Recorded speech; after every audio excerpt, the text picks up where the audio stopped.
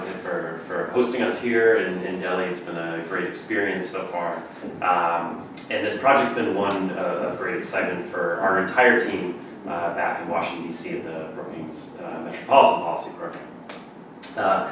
Across the world, we see so much of this smart city development, at least the reporting out about it, has been focused on primarily global north nations, in particular in Europe, the United States and Canada, and then some in Japan and South Korea. And the simple truth is that's not where the majority of the world population lives. And really the economies in those markets are dissimilar from ones in particular the global south. So hearing about projects that are going on in places like Chicago or New York or Paris or Seoul, in many ways the needs are really different from across the world. So it's been really fun, frankly, as a researcher to investigate what's going on in India. But I also think what's happening in India is a great barometer for what the rest of the world is going to be thinking about and how they're going to integrate digital technologies into their shared economic future. We think there's definitely some reasons to make those comparisons. I mean, what happens in New York and in Singapore, again in Seoul and Tokyo. There's lessons for anyone. Anyone who travels to those markets, I think, comes home and has some certain lessons they can apply to the cities, again, where they live.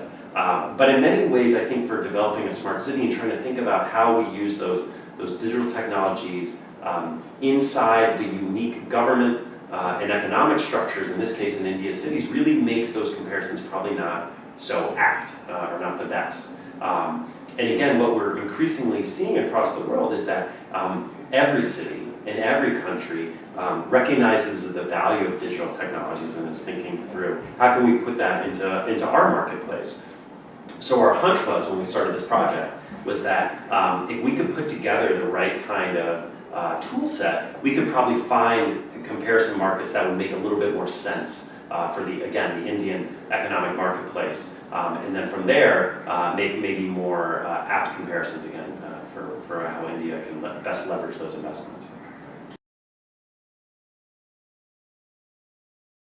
Yeah, one of the most interesting parts of this project and what makes it, I think, unique for the Brookings Institution, both in terms of the DC office and here in India to do this kind of work, is we have internally both a database that allows us to make those city comparisons, as well as the kind of statistical knowledge to use some clustering techniques to really figure out who they are, not just by pointing at the map or guessing who might be similar to India, but actually using some pretty rigorous statistical methods to do so. So what we figured out is that there were 9 other cities across the planet that have really similar characteristics, at least in terms of economic conditions, to those of the 3 core Indian markets. 3 of those are in Brazil, as well as Medellin, Alexandria, Casablanca, 2 markets in South Africa, and then 1 market in China. And so what I think you see from that in particular, that country list, is that it expands the entire globe. And especially from our Global Metro Monitor, which is that database of 300 markets across the country, is that we see those are the poorest by GDP per capita compared to, again, places like New York and Singapore. And in many ways, they show that they make some apt comparisons to the Indian markets. Now, what we found from that analysis, though, is that they're really important benchmarks for the 3 Indian cities because in many ways they show the developmental gaps that still exist in the Indian marketplace. So GDP per capita is a little bit lower in the 3 Indian cities than those markets. Second is the industrial kind of composition of the Indian markets is a little bit still tilted towards commodities and even manufacturing, relative to, let's say, tradable services, which tend to indicate the ability to have higher incomes per capita for your population base. And then finally, and maybe most importantly for the smart city conversation, is that by infrastructure developmental indicators, the Indian markets also trail. So what we mean by that is in-house water, whether it be sanitation or sewer service or toilet access, in-house electricity, access to mobile and landline phones. They all actually trail those peers again in Brazil, South Africa, China. So in many ways, rather than seeing it as just a challenge, it's a great guiding light, if you will, of how really good no pun, smart investments through the Smart City program can really help India India's urban markets get to a different developmental level that's going to lead to more shared prosperity.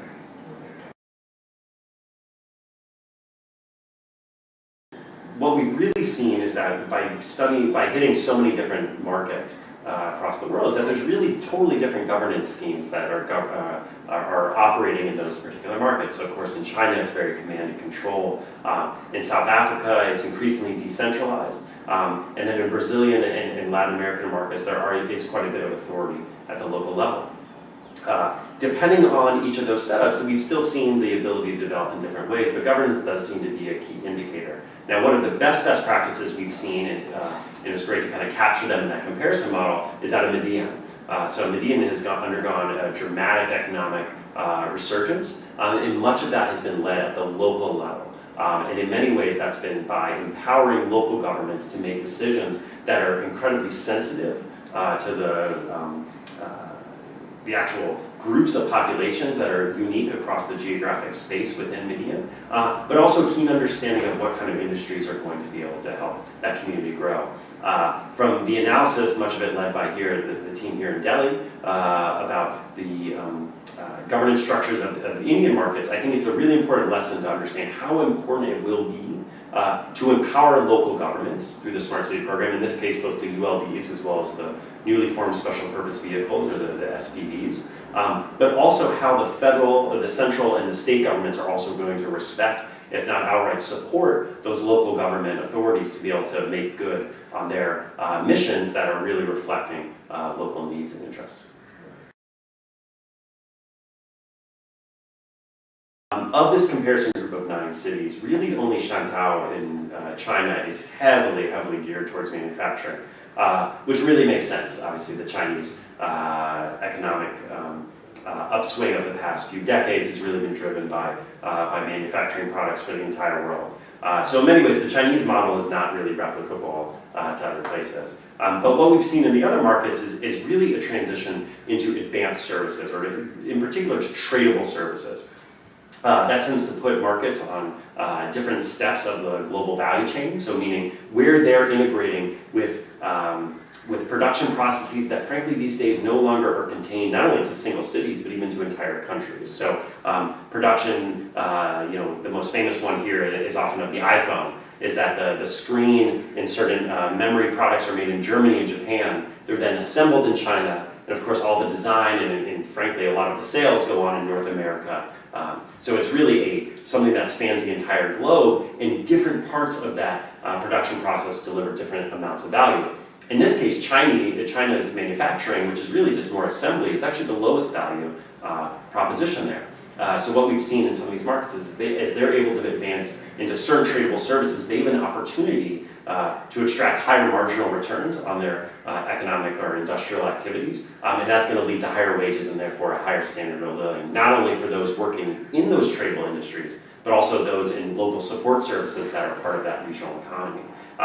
That's a really important lesson for India's economy in its urban areas. Obviously, its urbanization is behind many other both developed and emerging market nations. So there's a great opportunity to think about what kind of jobs they want to have on the ground, how they continue to build up the labor pool and the infrastructure support services that ideally can lead to more tradable service jobs and more competitiveness in the global marketplace.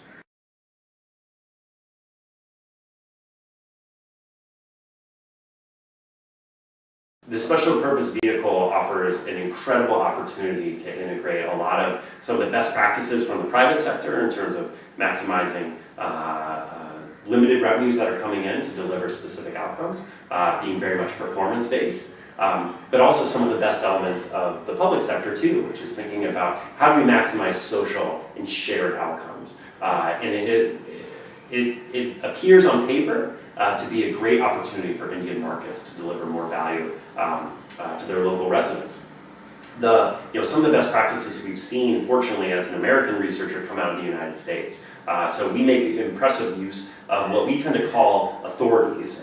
In this case, oftentimes airport authorities or seaport authorities, or other local bodies that are effectively have the licensure to raise local revenues, typically through private markets, financial markets, and then deploy those resources in ways that are, again, going to have shared benefit.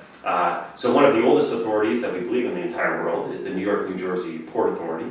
They have ownership of tunnels and airports and bridges and really a whole suite of infrastructure assets in the New York metropolitan area.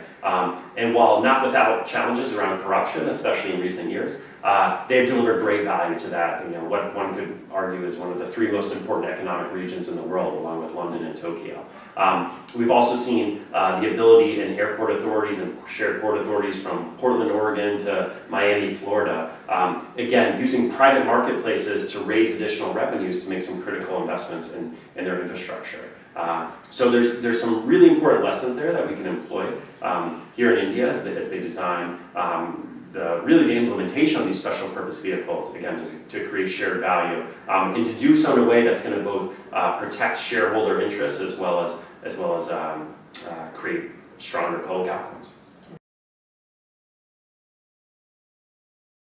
One of the advantages to having these special purpose vehicles is that their structure can be built in such a way to reflect each jurisdictional's priorities, rather than just have an outright fight between them, right? So in many ways, the special purpose vehicles, or the quanjo in the English terminology, or agent or authorities as the Americans tend to term them, it really becomes a formal platform to have a negotiation, rather than to have a little bit of a political food fight, as we would call it, between jurisdictions. So that design is critical. And what we're really enthused by in the Indian model is that it's the requirement to have equal representation of the SPV boards between the states and the urban local bodies involved. So that's a first step, though. It doesn't guarantee success. So what will be key is that making sure in the actual day-to-day management of these special purpose vehicles, as the CEO gets hired, as he or she builds up that support staff, that they're able to work with a board that is high functioning and is able to come to compromises rather than simply use it as another place to hold political fights.